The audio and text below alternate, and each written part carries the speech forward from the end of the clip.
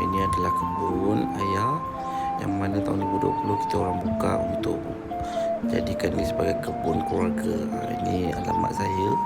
Yang kami ni masa permulaan kami buka memang tebal lah, hutan-hutan lah. Ini adalah pokok durian yang telah ditinggalkan setelah hutan-hutan tersebut menjadi lapang. Ini kita korek-korek, kita nak tanam pokok durian yang baru. Ini adalah hasil pokok durian yang telah kita tanam, dan juga set sprinkler air yang kita buat secara manual, dan ini adalah pipe air yang kita gunakan untuk siraman.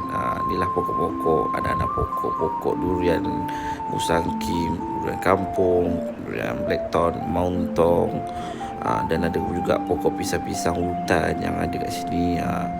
Nampak air dia jernih je, cantik je, segar. Macam inilah kaedah tanaman secara automatik. Ni pokok ni sudah besar.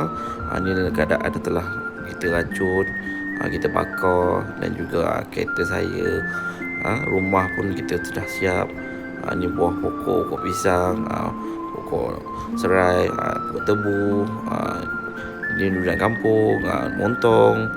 Inilah yang bau tanaman. Ini hasil buah yang kita telah dapat. Ni mak tengah untuk racun-racun, proses beracun, yang mana pada keadaan cuaca sekarang ni agak hujan pada waktu petang, dan pada waktu pagi kita bakar-bakar untuk elakkan rumput menjala. Ni telah selesai berkebun, kita berehat sambil minum air oren. Ni ayah tengah bagi ucapan raya sempena pembukaan kebun. Mak pula tengah bagi tahu. Okey, jumpa lagi next coming soon punya video.